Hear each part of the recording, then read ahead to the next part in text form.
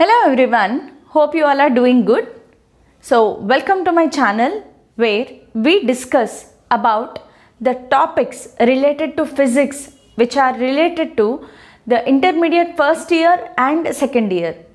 నా ఛానల్లో intermediate first year second year లేదా +1 +2 టాపిక్స్ ఫిజిక్స్ అన్ని టాపిక్స్ డిస్కస్ చేసుకుంటాం. So welcome to my channel, this is Ramadevi. Today we are going to start a very important topic, that is vectors. The topic we are going to discuss is vectors. Vectors అనే chapter చాలా important chapter అమ్మ. ఇది intermediate first year సిలబస్కి సంబంధించిన chapter.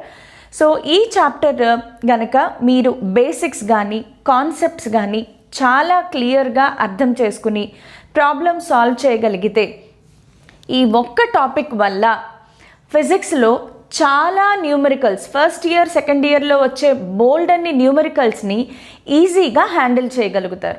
Because మనకి ఫిజిక్స్లో చాలా vector quantities వస్తాయి. ఈ వెక్టార్ క్వాంటిటీస్ అన్ని డీల్ చేయాలి, న్యూమరికల్స్ ఈజీగా చేయాలి అంటే the main topic to be covered is vectors. So let us start our topic.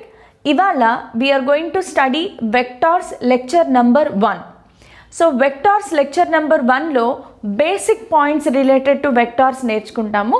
So అసలు వెక్టార్ అంటే ఏంటి, ఆ ఫీల్ అనేది రావాలి. అసలు ఆ వెక్టార్ అంటే ఏంటి అనేది అర్థమైతే then we will discuss about the types of vectors and then we will proceed with the operations which are related to vectors.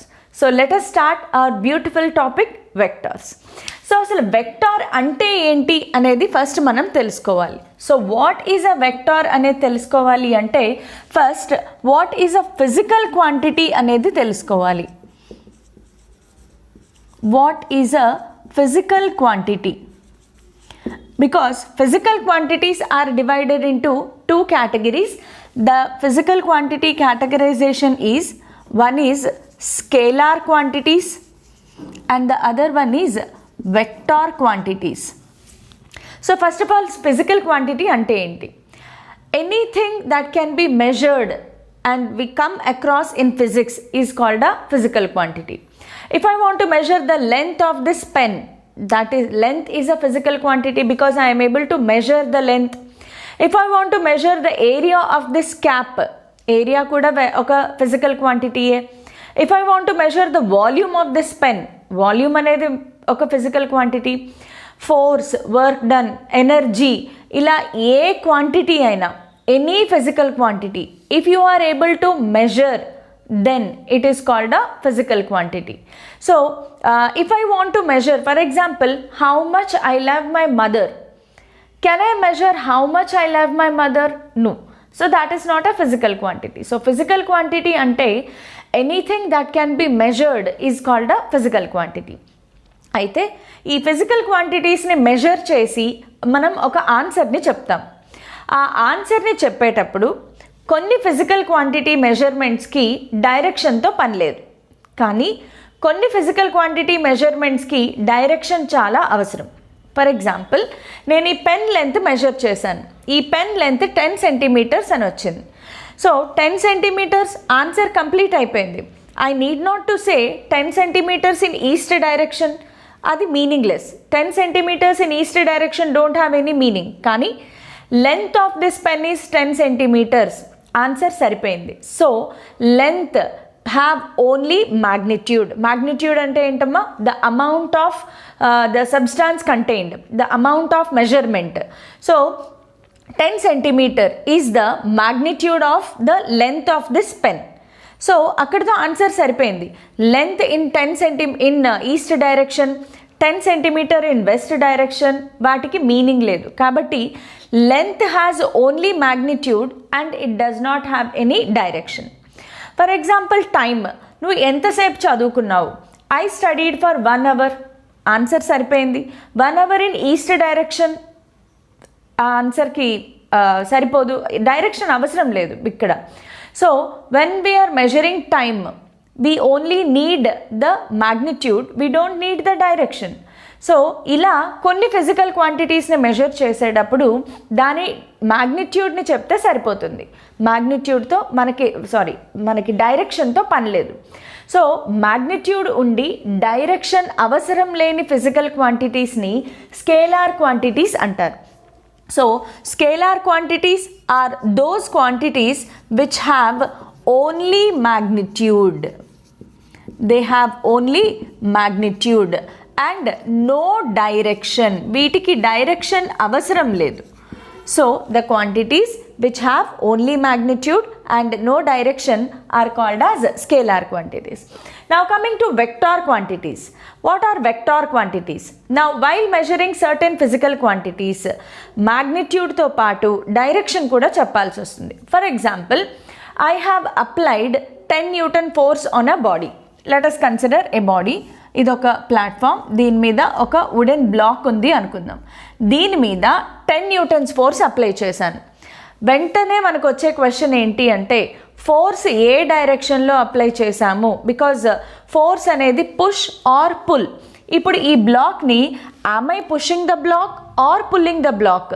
10 newton apply చేస్తున్నాను, కానీ 10 న్యూటన్ అప్లై చేసి బ్లాక్ని పుష్ చేస్తున్నానా పుల్ చేస్తున్నానా అది చాలా అవసరం.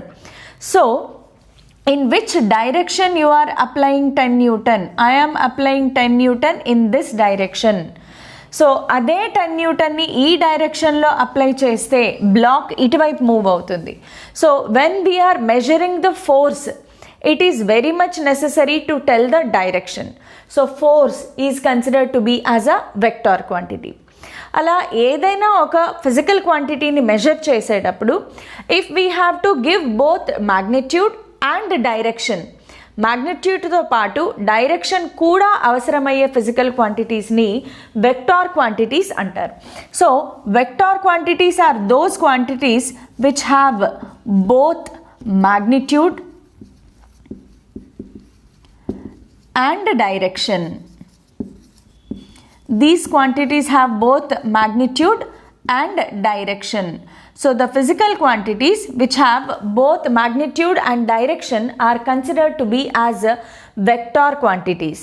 ఇక్కడ ఒక చిన్న డౌట్ రావచ్చు, మనం ఒక చిన్న అనాలిసిస్ చేయాలి.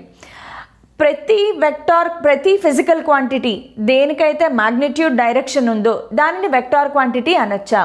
ఒక చిన్న అనాలిసిస్ చేద్దాం. Let us consider electric current. Electric కరెంట్కి డైరెక్షన్ ఉంటుందా? ఉంటుంది. ఎలక్ట్రిక్ కరెంట్ ఎప్పుడూ కూడా పాజిటివ్ పోల్ నుంచి నెగిటివ్ పోల్ వైపు ఫ్లో అవుతుంది.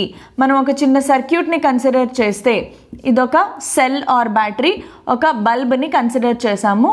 Now this is a closed circuit. ఈ సర్క్యూట్లో కరెంట్ ఏ డైరెక్షన్లో ఫ్లో అవుతోంది? Current always considered to be flowing from positive pole to negative pole. ఒక 2 amperes ఆఫ్ కరెంట్ ఫ్లో అవుతోంది అనుకుందాం.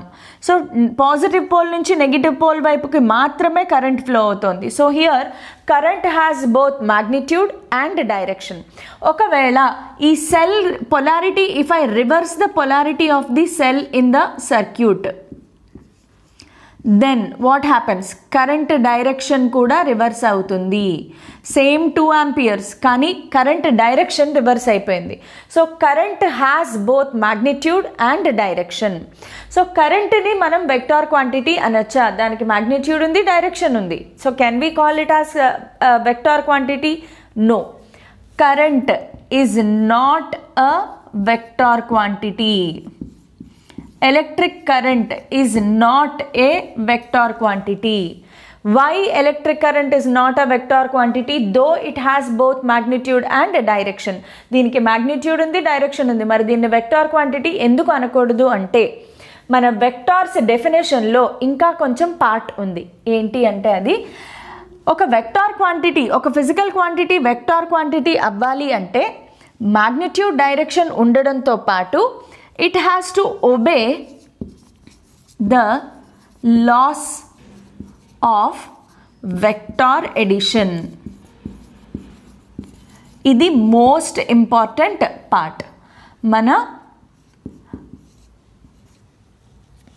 ఒక ఫిజికల్ క్వాంటిటీ వెక్టార్ క్వాంటిటీ అవ్వాలి అంటే it not only has to have magnitude and direction, but condition ఏంటమ్మా? It has to obey the laws of vector addition. ఈ laws ఏంటి అనేవి మనం కమింగ్ అప్ క్లాసెస్లో నేర్చుకుంటాం. అదేంటి అంటే వీ కెనాట్ సింప్లీ యాడ్ రెండు వెక్టార్స్ని జస్ట్ ఎలా అంటే 10 newtons force plus 10 newtons force 20 newtons అలా యాడ్ చేయడానికి కుదరదు. We have to consider the direction also. వెక్టార్స్ని యాడ్ చేసేటప్పుడు వాటి మ్యాగ్నిట్యూడ్తో పాటు డైరెక్షన్ని కూడా యాడ్ చేయాల్సి వస్తుంది. కానీ ఒక ఎలక్ట్రిక్ కరెంట్కి వచ్చేటప్పటికి ఫర్ ఎగ్జాంపుల్ ఇక్కడ 8 ఆంపియర్స్ ఆఫ్ కరెంట్ ఒక వైర్లో ఫ్లో అవుతుంది అనుకుంటే ఇక్కడి నుంచి ఇంకో 2 వైర్స్ని అటాచ్ చేసాము. ఇటువైపు మనకి 3 ఆంపియర్స్ ఆఫ్ కరెంట్ వెళ్ళింది అనుకుంటే ఇంకా ఇటువైపు ఎంత కరెంట్ ఫ్లో అవుతుంది? 8 - 3 సింప్లీ 5 ఆంపియర్స్ అని చెప్పేయచ్చు. ఇక్కడ we are not considering the direction. ఈ రెండిటి మధ్యలో యాంగిల్ ఎంత, ఆ యాంగిల్ మీద ఈ కరెంట్ డివిజన్ డిపెండ్ అయిందా అంటే నో. కరెంట్ అనేది ఎప్పుడు కూడా నెంబర్ ఆఫ్ పాత్ల మీద డిపెండ్ అవుతుంది. సో ఇక్కడ this is not obeying the laws of vector addition. ఇక్కడ వెక్టార్ ఎడిషన్ లాస్ ఒబే అవ్వట్లేదు, డైరెక్షన్తో పని లేదు. ఇక్కడ angle theta is equal to 30 degrees పెట్టినా సేమ్ ఆన్సర్ వస్తుంది. అదే కరెంట్ 8 ఆంపియర్స్ ఈ 2 వైర్స్ మధ్యలో 45 degrees యాంగిల్ పెట్టండి, ఆన్సర్ రిమైన్స్ ద సేమ్. మళ్ళీ సేమ్ 3 ఆంపియర్స్ వస్తే ఇటువైపు 5 ఆంపియర్స్ వస్తుంది. సో ఈ రెండిటి మధ్యలో ఎంత యాంగిల్ ఉంది అనే దాని మీద కరెంట్ డివిజన్ డిపెండ్ అవ్వదు. So here electric current is not obeying the laws of vector addition. So electric current is not a vector quantity. So direction magnitude ఉన్న ప్రతి ఫిజికల్ క్వాంటిటీ వెక్టార్ క్వాంటిటీ కాదు. ఎప్పుడు అది వెక్టార్ క్వాంటిటీ అవుతుంది అంటే direction magnitude ఉండాలి, at the same time it has to obey the laws of vector addition also. So I hope you got the feel of what is a vector. ఇది చాలా important. మనం ఎప్పుడు కూడా physics నేర్చుకునేటప్పుడు if you start feeling the subject then you will start loving the subject and you will easily solve the numericals. చాలా మంది నాకు చెప్పేది ఏంటి అంటే as a teacher when students approach me వాళ్ళు ఏం చెప్తారంటే numericals are bit tough in physics. Yes, when they become tough whenever you have no conceptual basics లేదా స్ట్రాంగ్ కాన్సెప్చువల్ బేసిక్స్. ఆ స్ట్రాంగ్ కాన్సెప్చువల్ బేసిక్స్ ఎప్పుడు వస్తాయి అంటే when you start feeling the subject. అసలు ఈ టాపిక్ ఏంటి, దీని మీనింగ్ ఏంటి అని అర్థం చేసుకుంటే ప్రాబ్లం చదివేటప్పుడు ఆటోమేటిక్గా మీకు ఆ ప్రాబ్లం సెన్స్ అర్థమైపోతుంది. So I hope you understood what I'm saying. మనం కమింగ్ అప్ క్లాసెస్లో మీకు ఇంకా న్యూమరికల్స్ని ఎలా ఈజీగా సాల్వ్ చేయాలి, వాటికి సంబంధించిన షార్ట్ ట్రిక్స్ ఏంటి, ఇవన్నీ కూడా మన క్లాస్లో మనం చెప్పుకుంటాము. So stay tuned with me. So I hope you understood what is a scalar quantity and a vector quantity. Now let us see some examples of scalar quantities. Scalar quantity examples వచ్చేసి length, mass, time etc. ఇవన్నీ కూడా scalar quantities. Now coming to vector quantity examples. The examples of vector quantities velocity, displacement, force, acceleration etc. ఇంకా మనకి క్లాసెస్లో వచ్చే కొద్దీ what ever physical quantities we come across we will discuss about all of them whether they are scalar or vector quantities. ఎప్పటికప్పుడు మనకి లెసన్లో వచ్చే topics మీద ఆ ఫిజికల్ క్వాంటిటీ స్కేలారా వెక్టారా అనేది కూడా మనం డిస్కస్ చేసుకుందాం. అయితే ఇక్కడ ఒక మోస్ట్ ఇంపార్టెంట్ పాయింట్ ఒకటి మీకు రిమైండ్ చేస్తాను. మేబీ చాలామందికి ఇది తెలిసి ఉండొచ్చు, తెలియకపోయి ఉండొచ్చు. Let us talk something about area. Area అనేది is it a scalar quantity or vector quantity? ఇది మోస్ట్ ఇంపార్టెంట్ పాయింట్. ఎందుకంటే మన సెకండ్ ఇయర్ సిలబస్లో ఎక్కువగా వాడతాం దీని గురించి. సో మీరు లోవర్ క్లాసెస్లో కనుక నేర్చుకున్నట్లయితే చాలా వరకు చాలామంది ఏం చెప్తారంటే area is a scalar quantity. But wrong. Area is a vector quantity. Area ఎలా వెక్టార్ క్వాంటిటీ అయింది, దాని డైరెక్షన్ ఎటుంటుంది అంటే ఏరియాకు ఆబ్వియస్లీ మ్యాగ్నిట్యూడ్ ఉంటుంది కదమ్మా. మనం మెజర్ చేసినప్పుడు ఒక బాడీ ఏరియా మెజర్ చేస్తాం కాబట్టి దానికి మ్యాగ్నిట్యూడ్ ఉంటుంది. మరి ఏరియా డైరెక్షన్ ఎలాగా అంటే the direction of area is always radially outwards. Radially outwards. దీని మీనింగ్ ఏంటి? రేడియల్లీ అవుట్వర్డ్స్ అంటే ఒక సర్ఫేస్కి పర్పెండిక్యులర్గా అవుట్వర్డ్స్. ఫర్ ఎగ్జాంపుల్ నా హ్యాండ్ సర్ఫేస్ని కన్సిడర్ చేస్తే దీని ఏరియా, ఇది దీని ఏరియా. సో దీనికి వెక్టార్ ఏ డైరెక్షన్లో ఉంటుంది అంటే ఈ surface area vector will be like this. ఈ పెన్ ఏ డైరెక్షన్లో పాయింట్ అయిందో ఆ డైరెక్షన్లో మనకి ఏరియా వెక్టార్ ఉంటుంది. సో ఈ ఏరియా వెక్టార్ డైరెక్షన్ ఎటు ఉంటుందమ్మా? రేడియల్లీ అవుట్వర్డ్స్, పర్పెండిక్యులర్లీ పై వైపుకి ఉంటుంది. ఫర్ ఎగ్జాంపుల్ ఈ కింద పార్ట్ ఏరియాని ఫైండ్ అవుట్ చేయాలి అనుకుంటే ఇక్కడ కూడా ఏరియా ఉంది కదా, ఈ సర్ఫేస్ ఏరియా వెక్టార్ ఏ డైరెక్షన్లో ఉంటుంది అంటే the direction in which the pen is Poynting downwards. So A surface అయితే కన్సిడర్ చేశామో ఆ సర్ఫేస్కి పర్పెండిక్యులర్గా అవుట్వర్డ్ డైరెక్షన్లో ఏరియా వెక్టార్ అనేది డైరెక్ట్ అయి ఉంటుంది. సో ఒక కొత్త పాయింట్ మీరు ఇవాళ నేర్చుకున్నారనుకుంటున్నాను. మీకు ఆల్రెడీ తెలుసుంటే very well and good. But please remember, area is a vector quantity. Area direction ఎటువైపు ఉంటుంది? Radially outwards. ఈ బోర్డు సర్ఫేస్ని కన్సిడర్ చేస్తే పెన్ ఏ డైరెక్షన్లో పాయింట్ అయిందో ఆ డైరెక్షన్లో ఏరియా వెక్టార్ అనేది పాయింట్ అయి ఉంటుంది. So please note down all these points. మీరు ఒక చక్కగా నీట్గా ఒక బుక్ మెయింటైన్ చేసుకుంటే మన లెక్చర్స్ అన్నీ వరుసగా వస్తూ ఉంటాయి కాబట్టి లెక్చర్ 1, లెక్చర్ 2 అని మీ నోట్స్ని ప్రాపర్గా మెయింటైన్ చేసుకోవచ్చు. సో ఇది ఒక షార్ట్ నోట్స్లా కూడా మీకు ఉపయోగపడుతుంది కాబట్టి please pause the screen and take down the notes. I hope you have noted down. So మనం నెక్స్ట్ పాయింట్కి మూవ్ అవుదాం. Moving on to the next topic.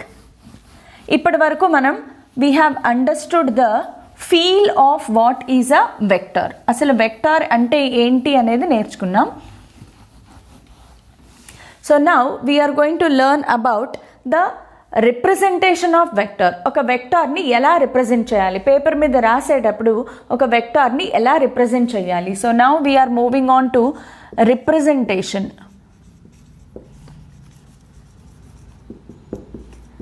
Of a vector. ఒక వెక్టార్ని ఎలా రిప్రజెంట్ చేయాలి? There are 2 ways in which we represent a vector.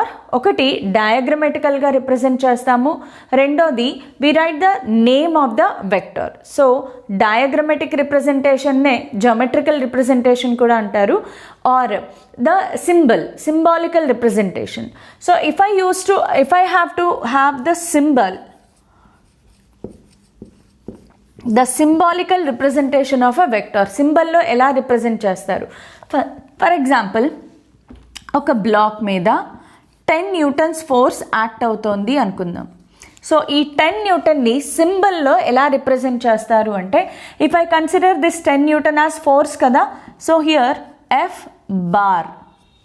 So F అనేది మ్యాగ్నిట్యూడ్ని symbolize చేస్తుంది. పైన bar, arrow mark is read as bar. Arrow మార్క్ని ఏమని చదువుతారమ్మా? బార్. సో ఎఫ్ అనేది మ్యాగ్నిట్యూడ్ని ఇండికేట్ చేస్తుంది. బార్ అనేది the direction, it is representing the direction of a vector. F bar, A bar, B bar, C bar. Capital లెటర్సే కాదు small letters కూడా యూజ్ చేయొచ్చు. P bar, q bar, any representation, these are all vectors. A bar is a vector, b bar is a vector, p bar is a vector. Any vector, ఏదైనా వెక్టార్ని represent చేయొచ్చు.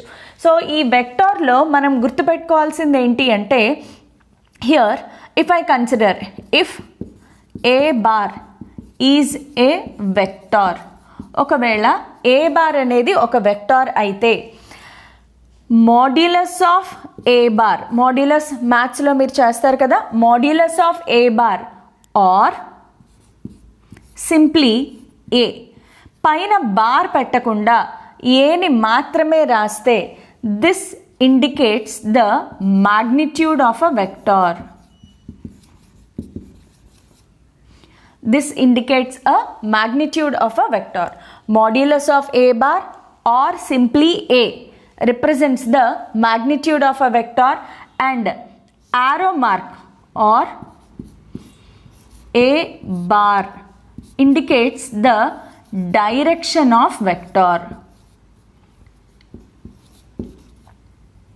this indicates the direction of a vector. So a vector has magnitude and direction both. This is how we symbolically represent a vector. Symbolical representation kakunda, there is another representation, that is geometrical representation.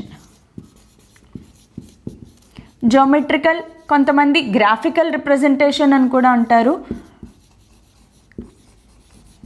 So how is a vector geometrically represented? Geometrically అంటే డయాగ్రమెటికల్గా ఎలా represent చేస్తాము?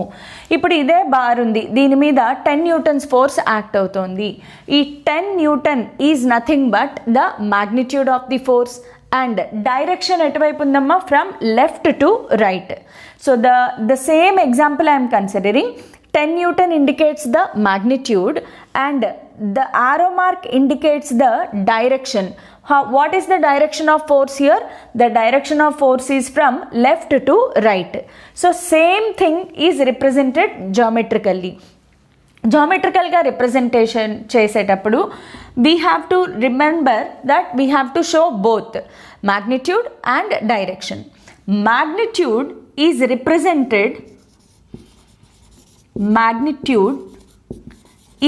represented with the length of a line segment. Length of line segment.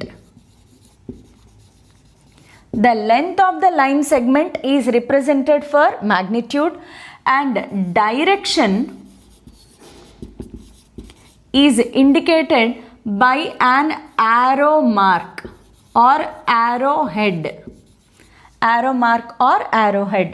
Magnitude is indicated by the length of line segment and direction is represented with an arrow head or arrow mark. Okay, example తీసుకుందాం. For example, a person started from point A and he has moved to point B. From A to B, ఏ డైరెక్షన్లో travel అయ్యాడమ్మా?